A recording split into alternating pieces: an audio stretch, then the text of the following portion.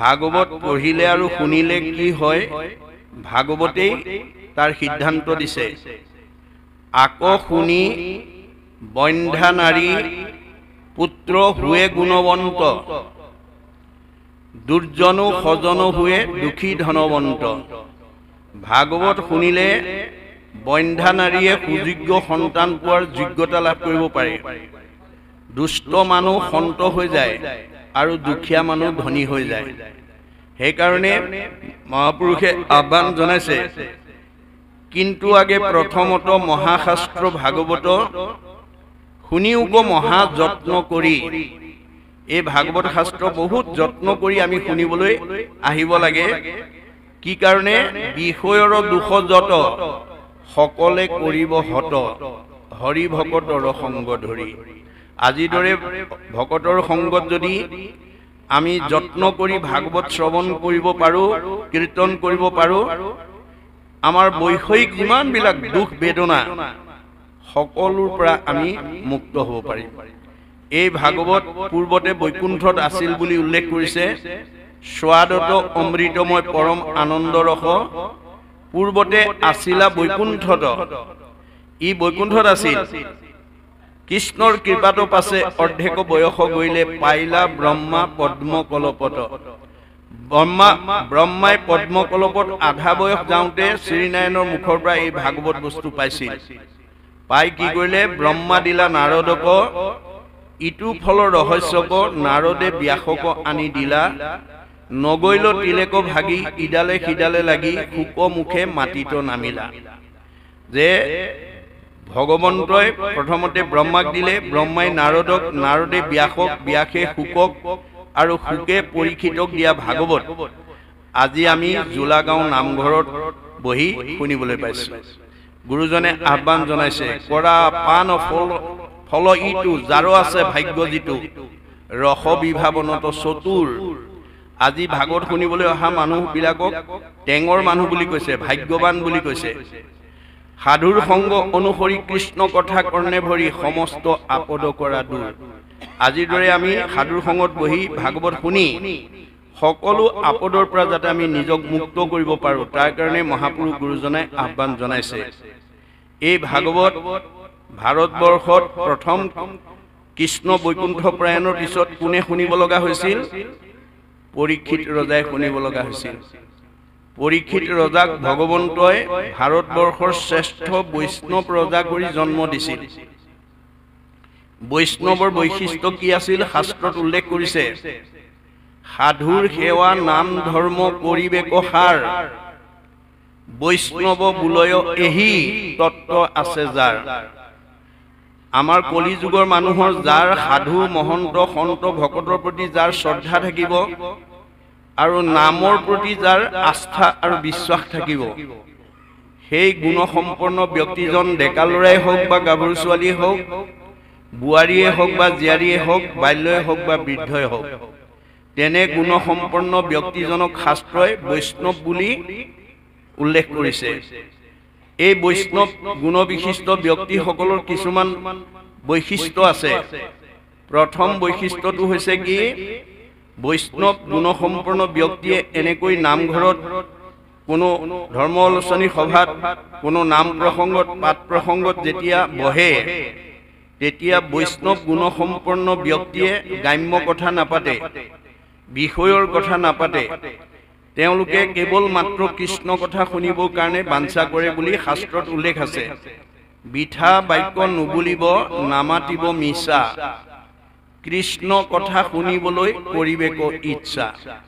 বৈষ্ণৱ গুণসম্পন্ন ব্যক্তিয়ে গ্ৰাম্য কথা নাপাতি কৃষ্ণ কথা শুনিবৰ কাৰণে সদায় অনুৰাগী হৈ থাকে। দ্বিতীয় বৈশিষ্ট্যটো হৈছে কি? যে নামক জপিয়া ব্ৰহ্ম কৰিবেক মন, নিৰামিষে সদায়ে কৰিব ভোজন। বৈষ্ণৱ গুণসম্পন্ন ব্যক্তিয়ে সামিষ নাখায়, নিৰামিষ খায়। কিয়? সামিষ খালেই প্ৰাণী হিংসা কৰিব লাগিব। গতিকে নকৰিব প্ৰাণী হিংসা, মনে একোজন, সদায়ে চিন্তিব মাত্ৰ কৃষ্ণৰ চৰণ। বৈষ্ণৱ গুণসম্পন্ন ব্যক্তিয়ে কোনো প্ৰাণী হিংসা নকৰে। কিয়? আমাৰ ভাগৱতত উল্লেখ আছে, যত দেখা ভূত প্ৰাণী সবা হাকে বিষ্ণু মানি হিংসা এৰি কৰা উপকাৰ। ভগৱন্ত সকলোতে আত্মাৰূপে আছে, কুকুৰ চিগাৰ্ল গদৰ্ভৰু আত্মাৰাম। পাৰিলে কাৰোবাক আমি উপকাৰ কৰিব লাগে, কাকো হিংসা কৰিব নালাগে। পৰীক্ষিতে সেইখিনিতে ভুল কৰিলে। তেওঁ বৈষ্ণৱ হৈ প্ৰাণী হিংসা কৰিবৰ কাৰণে, অৰ্থাৎ মানে মৃগয়া কৰিবৰ কাৰণে তেওঁ অৰণ্যলৈ গুচি গ'ল। গতিকে তেওঁৰ সেইখিনিতে পাপ সিদ্ধ হ'ল। পহুৰ পিছে পিছে দৌৰি পিয়াহত অন্থকণ্ঠ শুকাই সমীক ঋষিৰ আশ্ৰমত গৈ প্ৰৱেশ কৰিলে পানী বিচাৰি। যিটো সময়ত সমীক ঋষিয়ে একান্ত মনে ভগৱন্তক ধ্যান কৰি আছিল। কোন আহিছে কোন অহা নাই ক'ব নোৱাৰে। পৰীক্ষিতে এই কথা বিবেচনা নকৰি পদমৰ্যাদাক গুৰুত্ব দি, মই দেশৰ ৰজা, তুমি মোৰ প্ৰজা, তোমাৰ আশ্ৰমত মই আহিছো, তুমি মোক মান্যতা দিয়া নাই, এই বুলি তেওঁ খঙত একো নাই হৈ ধনুৰ আগেৰে মৰা সাপ এটা আনি সমীক ঋষিৰ ডিঙিত মেৰিয়াই গুচি গ'ল। খবৰটো লগৰীয়াৰ মুখে খেলি থকা শৃংগীমুনি কাণৰ কৰ্ণগোচৰ হোৱাৰ লগে লগে দৌৰি আহি দেখা পালে, হয় দেউতাকৰ ডিঙিত কোনোবাই মৰা সাপ আঁৰি থৈ গৈছে। তেওঁ লগে লগে খঙত একো নাই হৈ অভিশাপ দিলে, মোৰ দেউতাৰ ডিঙিত যোনে এনেকৈ মৰা সাপ আঁৰিছে, এই তক্ষকে তেওঁক 7 দিনত দংশন কৰি মাৰিব। খবৰটো লগৰীয়াৰ মুখে পৰীক্ষিতৰ কৰ্ণগোচৰ হোৱাৰ লগে লগে পৰীক্ষিত মৃত্যুৰ ভয়ত ভীতিগ্ৰস্ত হৈ গ'ল। মোক 7 দিনত তক্ষকে দংশন কৰিব, মোৰ মৃত্যু অনিবাৰ্য। এই সপ্তদ্বীপা পৃথিৱী কোনে পৰিচালনা কৰিব? লগে লগে পুতেক জন্মেজয়ক মাতি আনি অৱগত কৰিলে আৰু ক'লে, বোপাই মই অভিশপ্ত হলো, মোক 7 দিনত তক্ষকে দংশন কৰিব, মোৰ মৃত্যু অনিবাৰ্য। গতিকে তোমাক এই সপ্তদ্বীপা পৃথিৱী পৰিচালনাৰ দায়িত্ব মই অৰ্পণ কৰিলো, আৰু মই কিবা প্ৰকাৰে তক্ষকৰ দংশনৰ পৰা নিজক উদ্ধাৰ কৰিব পাৰো নেকি, উপায় বিচাৰি যাওঁ। এই বুলি ক'ত গ'ল? গংগাৰ পাৰত। গংগাৰ পাৰত গৈ আশ্ৰয় ললে। এতিয়া আমাৰ প্ৰশ্ন হ'ল, পৰীক্ষিতে যদি মৃত্যুৰ হাতৰ পৰা, কালৰ হাতৰ পৰা, তক্ষকৰ হাতৰ পৰা নিজক বচাবৰ কাৰণে যদি গংগাৰ আশ্ৰয় ল'ব লাগে, আমি ল'ব লাগে নে নালাগে? আৰু আপোনালোকে এই 2টা দিনত এই আশ্ৰয় লৈছে নে নাই, এই কথা আজি আমি অনুভৱ কৰিব লাগিব। কি গংগা? নামেই গংগা। গতিকে নামে নাতাৰিলে জীৱ আৰু কোনে তাৰে, শ্ৰাদ্ধ কৰি কাক কোনে তাৰিবাক পাৰে। কাৰ শ্ৰাদ্ধ কোনে কৰে, শ্ৰাদ্ধ কোনে খায়, কেৱলে দ্বিজৰ মাত্ৰ জীৱিকাৰ উপায়। শ্ৰাদ্ধটো বিশ্বাস কৰি নাম যিটো এৰে, সিটোজনে আপোনাক আত্মঘাত কৰে। এয়া বেদৰ বাণী। গতিকে এই কথা চিন্তা কৰি আমি আজিৰ দৰে নামৰ আশ্ৰয় ল'ব লাগিব। আজি এই ভাগৱতৰ আশ্ৰয় মানে নামৰ আশ্ৰয় লৈছো। গতিকে খবৰটো ৰাজ্যত বিয়পি পৰাৰ লগে লগে পৰীক্ষিতক তক্ষকে দংশন কৰিব বুলি শুনি ৰাজ্যৰ দেৱ ঋষি, ৰাজ ঋষি, ব্ৰহ্ম ঋষি, ঋতিজকে প্ৰমুখ্য কৰি গণ্যমান্যসকল আহি পৰীক্ষিতৰ সন্মুখত সমবেত হ'ল। এই কথাটোৱে আমাক কি শিক্ষা দিছে? আপোনালোকৰ জোলা গাঁওখনৰ চাৰিসীমাত বিভিন্ন জাতি জনগোষ্ঠী, বিভিন্ন সমাজ, বিভিন্ন ধৰ্মাৱলম্বী লোক, বিভিন্ন বংশাৱলীৰ লোক থাকিব পাৰে। বংশৰ ভিন্নতা থাকিব পাৰে, সমাজৰ ভিন্নতা থাকিব পাৰে, ধৰ্মৰ ভিন্নতা থাকিব পাৰে, জাতিৰ ভিন্নতা থাকিব পাৰে, কিন্তু আত্মাৰ ভিন্নতা নাই। আমি সকলো ভগৱানৰ অংশ জীৱ। আত্মাৰ দৃষ্টিত আমি সকলো একেখন ঘৰৰ পৰা আহিছো আৰু একেখন ঘৰলৈকে ঘূৰি যাব লাগিব। এই আধ্যাত্মিক দৃষ্টিৰে আমি এই জোলা গাঁৱত বসবাস কৰি থকা কোনো লোকৰ বিপদ আপদ হলে আমি এটা সঁহাৰি জনোৱা, এটা বুদ্ধি পৰামৰ্শ দিয়াটো এটা আমাৰ মানৱীয় ধৰ্ম। সি লাগিলে আমাৰ নিজৰ বংশৰ নহবও পাৰে, নিজৰ ধৰ্মৰ নহবও পাৰে, নিজৰ জাতিৰ নহবও পাৰে। গতিকে আত্মা দৃষ্টিত আমি সকলোকে এটা সহানুভূতি বিপদৰ সময়ত দিয়াটো বা এটা সহযোগিতা আগবঢ়োৱাটো আমাৰ মানৱীয় ধৰ্ম। গতিকে পৰীক্ষিতৰ সন্মুখত যেতিয়া সকলো আহি সমবেত হ'ল, পৰীক্ষিতে সাহস পালে আৰু প্ৰেৰণা পালে আৰু লগে লগে প্ৰশ্ন কৰিলে, কোৱা দেৱ ঋষি, কোৱা ৰাজ ঋষি, কোৱা ব্ৰহ্ম ঋষি, কোৱা ঋতিজ, কোৱা গণ্যমান্যসকল, মই কি কৰিলে তক্ষকৰ দংশনৰ পৰা নিজক বচাব পাৰিম? ৰজাৰ প্ৰশ্ন শুনি প্ৰত্যেকেই নিজা নিজা অভিমত আগবঢ়ালে। কোনোৱে ক'লে তপ কৰা, কোনোৱে ক'লে জপ কৰা, কোনোৱে ক'লে যজ্ঞ কৰা, কোনোৱে ক'লে দান কৰা, কোনোৱে ক'লে তীৰ্থ কৰা, কোনোৱে ক'লে স্নান কৰা। নানা ঋষিৰ নানা মত। নানা ঋষিৰ নানা মতে পৰীক্ষিতৰ মৃত্যু ভয় আঁতৰ কৰিব নোৱাৰিলে। কিয়? এই সম্পৰ্কে দ্বাদশ স্কন্ধ ভাগৱতত মহাপুৰুষ গুৰুজনাই ব্যাসকৃত ভাগৱত সংকলন কৰি উল্লেখ কৰি থৈ গৈছে যে ভগৱানৰ সৃষ্টি চাৰিমুঠি জীৱৰ ভিতৰত এনেধৰণে ধৰ্ম আচৰণ কৰি পৰম গতি পাব পৰা শক্তি মানুহৰ বাদে আনৰ হাতত নাই। গতিকে পৃথিৱীত জন্মগ্ৰহণ কৰা জীৱশ্ৰেষ্ঠ মানৱে কি ধৰ্ম আচৰণ কৰিলে এই মায়াময় সংসাৰৰ পৰা নিজক উদ্ধাৰ কৰিব পাৰিব, এই সম্পৰ্কে ভগৱন্তই নিজৰ মুখেদি কৈ থৈ গৈছে আৰু আন ধৰ্মবিলাক ঋষিবিলাকৰ মুখেদি কৈ থৈ গৈছে। আন ধৰ্ম ঋষিৰ মুখে কৰাইলা বেকত, কহিলা আপোন মুখে নিজ ধৰ্ম যত। আন ধৰ্মবিলাক ঋষিৰ মুখেদি কোৱাৰ কাৰণে নানা ঋষিৰ নানা মত। নানা ঋষিৰ নানা মতে পৰীক্ষিতৰ মৃত্যু ভয় আঁতৰ কৰিব নোৱাৰিলে আৰু যিটো ধৰ্ম আমি আচৰণ কৰিব লাগে সেইটো তেওঁ নিজৰ মুখেদি কৈ যোৱা ধৰ্মটো হে পৰীক্ষিতৰ মৃত্যু ভয় আঁতৰ কৰিবলৈ সক্ষম হ'ল। সেইটোৱে হৈছে ভাগৱত ধৰ্ম, সেইটোৱে হৈছে ভক্তি ধৰ্ম, সেইটোৱে হৈছে নাম ধৰ্ম। গতিকে আপোনালোকৰ এই চিঠিভাগত কিমান সংখ্যক আপোনালোকে ভাগৱত পাঠ ব্যাখ্যা অনুষ্ঠান কৰিছে এই কথাটো উল্লেখ কৰিব। এই কাৰণেই যে আপোনালোক যিসকল অগ্ৰজৰ চিন্তাধাৰাত এই নামঘৰত এই ভাগৱত অনুষ্ঠান অনুষ্ঠিত হৈছে, আপোনালোকে এনেকৈ অনুষ্ঠানটো অনুষ্ঠিত কৰাৰ পৰিকল্পনা ল'ব লাগিব যে আমি জীয়াই থকালৈকে প্ৰথম স্কন্ধ ভাগৱতৰ পৰা দ্বাদশ স্কন্ধ ভাগৱত শেষ নোহোৱা পৰ্যন্ত প্ৰয়োজন সাপেক্ষে প্ৰতি বছৰে আমি এই ভাগৱত অনুষ্ঠান অনুষ্ঠিত কৰিম। যিখন সমাজত এই ভাগৱত অনুষ্ঠান অনুষ্ঠিত হৈ থাকিব, যিটো পৰিয়ালত যিখন মানে পৰিৱেশত এই ভাগৱত চৰ্চা হৈ থাকিব, সেইখন গাঁৱলৈ, সেইখন সমাজলৈ, সেইটো পৰিয়াললৈ বৃদ্ধ বয়সত পিতৃ মাতৃক বৃদ্ধাশ্ৰমলৈ খেদি পঠিওৱা কোনো জীৱ পুত্ৰৰূপে আহিব নোৱাৰিব।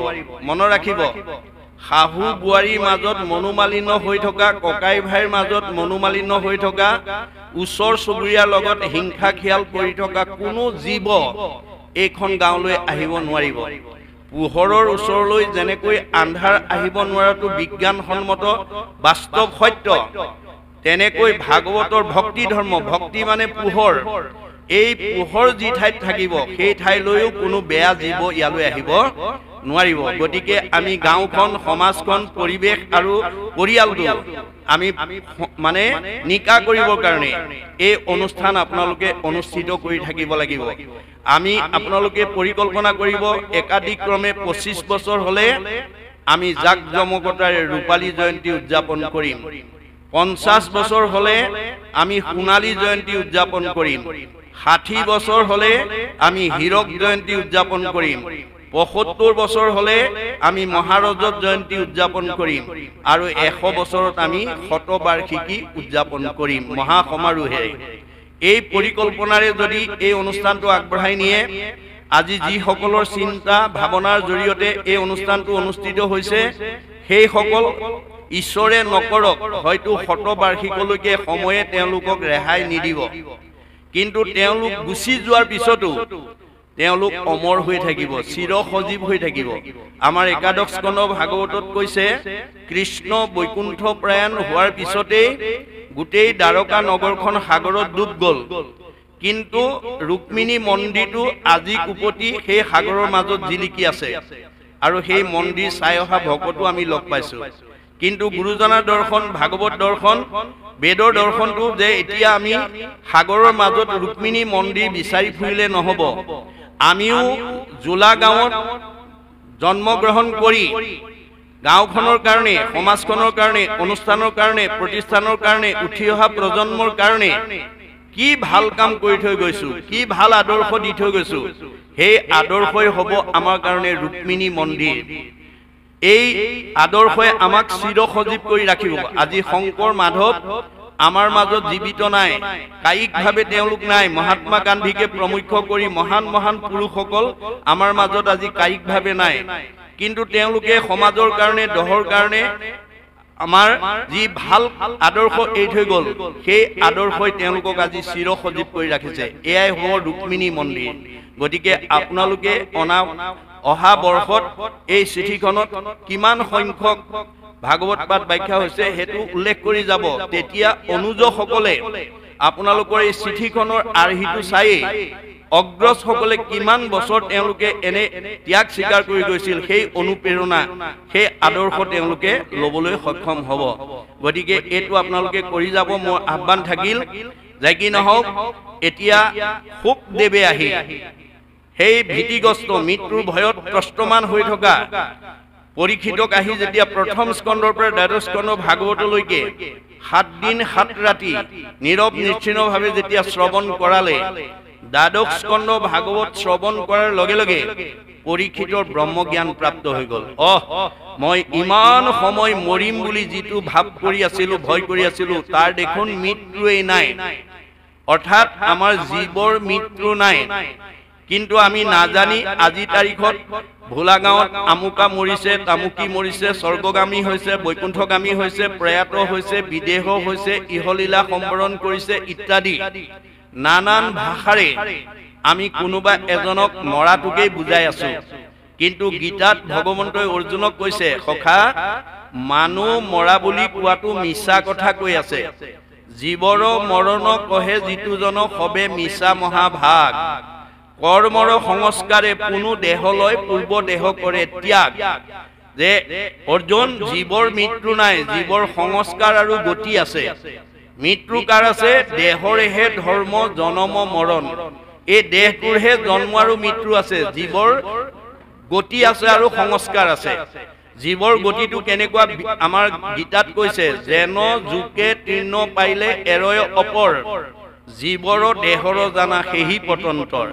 এটা শ্ৰেণী যুগে যেনেকৈ মুখৰ আগত আন এডাল বন নাপালে পিছৰডাল এৰি নিদিয়ে, ঠিক তেনেকৈ আমাৰ দেহত থকা জীৱটোৱে আন এটা দেহ নোপোৱালৈকে এইটো দেহৰ পৰা ওলাই নাযায়। যেন নৱ বস্ত্ৰক পুৰুষে পিন্ধে আগ, পুৰাতন বস্ত্ৰ পাছে কৰে পৰিত্যাগ। যেনেকৈ আপুনি ফটা চোলা এটা পিন্ধি আছিল, নতুন এটা অনাৰ লগে লগে পুৰণাটো পেলাই যেনেকৈ নতুনটো আমি পিন্ধো, আমাৰ দেহত থকা জীৱটোৱেও পুৰণা দেহ এৰি নতুন দেহলৈ গতি কৰিব। এতিয়া কোনটো দেহলৈ গতি কৰিব সেইটো আপোনালোকে এই ভাগৱত শুনাৰ ওপৰত, ঈশ্বৰৰ কথা শুনাৰ ওপৰত নিৰ্ভৰ কৰিব। ভাগৱত শুনিলে জীৱ সংস্কাৰ হয় আৰু সি সদায় ঊৰ্ধ্বগতিত গৈ থাকে। ভাগৱত শুনা জীৱ কেতিয়াও অধোগতি হ'ব নোৱাৰে। জীৱৰ মৃত্যু নাই, হয় ঊৰ্ধ্বগতি নহয় অধোগতি। ভাগৱত যদি আপোনালোকে এনেকৈ প্ৰতি বছৰে শুনাৰ এটা পৰিৱেশ সৃষ্টি কৰিব পাৰে, যিসকল জীৱই এইখন গাঁৱত বসবাস কৰি বা ওচৰ সমীপৰ যিসকলে আহি এই অনুষ্ঠানত অংশগ্ৰহণ কৰি ভাগৱত শুনিব, সেই জীৱবিলাক ইমান নিৰ্মল হৈ যাব যে তেওঁলোকে বিজ্ঞানে এটা মানে আমাৰ উপৰি ভাগৰ বায়ু ঘনতত্বৰ ওপৰত 3টা ভাগত বিভক্ত কৰি থৈছে, টপস্ফিয়াৰ, টেট্ৰস্ফিয়াৰ, আইনস্ফিয়াৰ। আইনস্ফিয়াৰক বৈতৰণী নদী বা বৈতৰণী সাগৰ বুলি কোৱা হয়। গতিকে ভাগৱত শুনা জীৱ ইমান নিৰ্মল হৈ যাব, ই ৰকেটৰ দৰে অৱসানৰ পিছত এই 3টা লেয়াৰ অতিক্ৰমী 14 ব্ৰহ্মাণ্ডৰ বাহিৰত ভগৱানে নিৰ্মাণ কৰি থোৱা বৈকুণ্ঠত অৱস্থান কৰিব পাৰিব। আৰু যি জীৱই ভাগৱত নুশুনে, ঈশ্বৰৰ কথা নুশুনে, সেই জীৱই এই 200 মাইলৰ ভিতৰত মধ্যাকৰ্ষণৰ ভিতৰতে অহা যোৱা কৰি থাকিব লাগিব। পুনৰপি জনমম পুনৰপি মৰণম, পুনৰপি জনমম পুনৰপি মৰণম। অৰ্থাৎ তেওঁলোকে এই 3টা লেয়াৰ অতিক্ৰমী বৈকুণ্ঠলৈ গতি কৰিব নোৱাৰে। সেইকাৰণে আমি ভাগৱত শুনিবলৈ আহিব লাগে। আমি য'তেই নাথাকো কিংবা যি অৱস্থাতেই নাথাকো, সুখে দুখে মুখে জনো চাৰে ৰাম নাম, সকলো সময়তে যাতে আমি ঈশ্বৰৰ নাম গাব পৰা, ক'ব পৰা, শুনিব পৰা এটা পৰিৱেশলৈ আমি নিজক আনি আমি যাতে জীৱটোক মানে সঠিক পথলৈ লৈ যাব পাৰোঁ, জীৱক যাতে সৎ গতি প্ৰদান কৰিব পাৰোঁ, সেই দায়িত্বটো আমাৰ ওপৰত ন্যস্ত কৰি থৈছে। আপুনি ওপৰলৈও যাব পাৰে, তললৈও যাব পাৰে। আপুনি নিজক শান্তিটো ৰাখিব পাৰে, অশান্তিটো ৰাখিব পাৰে। আপোনাৰ পৰমায়ুস বঢ়াবও পাৰে, কমাবও পাৰে। সকলো দায়িত্ব আমাৰ ওপৰত আছে। এই কথা ভাগৱতে স্বীকাৰ কৰিছে। গতিকে শুকদেৱে আহি এই দ্বাদশ স্কন্ধ ভাগৱত কোৱাৰ লগতে এই তৃতীয় স্কন্ধ ভাগৱতত ভক্তি যোগ নামাকৰণৰে সৈতে কপিলে মাকৰ আগত এই সম্পৰ্কে কি ক'ব বিচাৰিছে, ইয়াৰ দ্বাৰা আমাক কি শিক্ষা দিব বিচাৰিছে। আপোনালোকে জানে ব্ৰহ্মাই সৃষ্টিৰ প্ৰাৰম্ভণিতে অকলে সৃষ্টি কৰি যেতিয়া ভাগৰি পৰিছিল, তেতিয়া প্ৰথমতে তেওঁ চাৰি সিদ্ধক মাতি আনি অৱগত কৰিছিল, বোপাইহঁত মই অকলে সৃষ্টি কৰি ভাগৰি পৰিছোঁ, তোমালোকে মোক অলপ সৃষ্টি কাৰ্যত সহায় কৰিব লাগে। তেতিয়া চাৰি সিদ্ধই কৈছিল, পিতাদেউ তাৰ কাৰণে আমি কি কৰিব লাগিব? এতিয়া ব্ৰহ্মাই ক'লে, তোমালোকে প্ৰত্যেকে একোজনী কন্যা বিয়া কৰাব লাগিব। চাৰি সিদ্ধই মিনতি কৰি ক'লে, পিতাদেউ আমি ব্ৰহ্মজ্ঞান জগতত প্ৰচাৰ কৰি যিটো আনন্দ পাইছো, আমাক তুমি বিষৰ মাজলৈ ঠেলি নাদিবা, আমাক ইয়াৰ পৰা ৰেহাই দিয়া। তেতিয়া ব্ৰহ্মাই ক'লে, তেনেহ'লে তোমালোক যোৱা। ২ নম্বৰত দেৱৰ্ষি নাৰদক আমন্ত্ৰণ কৰিলে। নাৰদেও আহি দেউতাকক সুধিলে, পিতাদেউ কিয় আমন্ত্ৰণ কৰিছে? চাৰি সিদ্ধই মোৰ বাক্য নাৰাখিলে, তুমি কি কোৱা? কওকচোন দেউতা, মই কি কৰিব লাগিব? তুমি মোক সৃষ্টি কাৰ্যত সহায় কৰিব লাগিব। তাৰ কাৰণে মই কি কৰিব লাগিব? তুমি এগৰাকী কন্যা বিয়া কৰাব লাগিব। দেৱৰ্ষি নাৰদেও হাতযোৰ কৰি ক'লে, পিতাদেউ মই বিনত নাৰায়ণৰ নাম লৈ জগতত প্ৰচাৰ কৰি যিটো আনন্দ পাইছো, মোক তুমি বিষৰ মাজলৈ ঠেলি নিদিবা, মোক ইয়াৰ পৰা ৰেহাই দিয়া। তেতিয়া ক'লে, তেনেহ'লে তুমি যোৱা। ৩ নম্বৰত কদৰ্ম ঋষিক মাতি আনিলে। কদৰ্ম আহি পোৱাৰ লগে লগে একেটা প্ৰস্তাৱকে দাঙি ধৰিলে। তেতিয়া কদৰ্মই ক'লে, দেউতা যিবা আজ্ঞা। দেউতাকৰ আজ্ঞা পালন কৰিবৰ কাৰণে তেওঁ সেৱা জনাই সৰস্বতী নদীৰ তীৰত গৈ ১০,০০০ বছৰ ভগৱানক উপাসনা কৰি আছে। ভগৱন্ত সন্তুষ্ট হৈ আহি দেখা দি ক'লে, বৎস তুমি ইমান সুদীৰ্ঘ সময় কিয় মোক উপাসনা কৰিছা? তেওঁ ক'লে, প্ৰভু পিতাদেৱে মোক সৃষ্টি কাৰ্যত সহায় কৰিবৰ কাৰণে এগৰাকী কন্যা বিয়া কৰাবৰ কাৰণে আহ্বান জনাইছে। মই দেউতাৰ মনৰ বাঞ্ছা পূৰণ কৰিবৰ কাৰণে মই এগৰাকী কন্যা পোৱাৰ আশাৰে তোমাক মই উপাসনা কৰিছো। ভগৱন্তই কৈছে, তুমি এগৰাকী সাধাৰণ নাৰী পাবৰ কাৰণে, কন্যা পাবৰ কাৰণে ইমান সুদীৰ্ঘ সময় উপাসনা কৰিছা। তেতিয়া কদৰ্মই ক'লে, প্ৰভু মোক যিকোনো কন্যা দিলে নহ'ব, মোক এনেকুৱা এগৰাকী কন্যা দিব লাগিব, যিগৰাকী কন্যা মোৰ মনৰ অনুকূল গামিনী হ'ব লাগিব। ভক্তৰ মনোবাঞ্ছা বুজি ভগৱন্তই বৰ দি ক'লে, তথাস্তু অহা পৰহিলৈ তোমাৰ বাঞ্ছিত কন্যাগৰাকী তুমি পাবা। এই বুলি বৰ দি ভগৱন্ত গুচি গ'ল। কদৰ্ম ঋষিয়ে আঙুলিৰ মূৰত তৃতীয় দিনৰ হিচাপ লৈ আছে। তৃতীয় দিনাখন স্বয়ম্ভুৱ মনু আৰু শতৰূপা ভাৰ্যাই তেওঁৰ কন্যা দেৱহূতিক লৈ কদৰ্ম ঋষিৰ আশ্ৰমত গৈ কদৰ্মক এয়া তোমাৰ ভাৰ্যা গ্ৰহণ কৰা বুলি সমজাই দিলে। পিতৃ বাক্য আৰু ভগৱন্তৰ বাক্য মনত ৰাখি কদৰ্মই দেৱহূতিক ভাৰ্যাৰূপে গ্ৰহণ কৰিলে। গ্ৰহণ কৰাৰ পিছত এদিন দুদিনকৈ সময় পাৰ হৈ গৈছে, কিন্তু বিবাহৰ যি লক্ষ্য আৰু উদ্দেশ্য সাধন কৰা নাই। এদিন দেৱহূতি স্বামীৰ ওচৰত গৈ ক'লেগৈ, স্বামী তুমিতো মোক বিয়া কৰাইছা বোলে। হয় মই বিয়া কৰাইছো। তেনেহ'লে বিয়াৰ উদ্দেশ্যটো সাধন কৰিব লাগে। ভাৰ্যাৰ মনৰ ভাৱ বুজি কদৰ্মই ক'লে, দেৱহূতি আই তোমাৰ পথাৰখন এতিয়ালৈকে সাৰুৱাই হোৱা নাই। অৰ্থাৎ মাতৃসকল ক্ষেত্ৰপৰায়ণ। যেনেকৈ মাটিত শস্য উৎপাদন হয়, মাতৃসকলৰ পৰা পুত্ৰ কন্যা উৎপাদন হয়।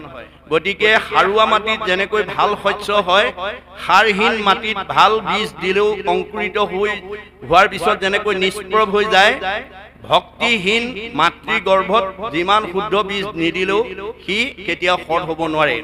গতিকে স্বামীৰ কথা বুজি দেৱহূতিয়ে ১২ বছৰ কায় বাক্য মন একনিষ্ঠ কৰি ভগৱন্তক উপাসনা কৰি দেহ মন সমস্ত যেতিয়া ভক্তি মানে ৰসত প্লাবিত কৰি তুলিলে, ক্ষেত্ৰখনৰ পবিত্ৰতা বুজি কদৰ্ম ঋষিয়ে বীৰ্য ৰোপণ কৰিলে, যাৰ ফলশ্ৰুতি স্বৰূপে কপিল দেৱৰ দৰে ভগৱন্ত পুৰুষে পুত্ৰৰূপে জন্মগ্ৰহণ কৰিলে।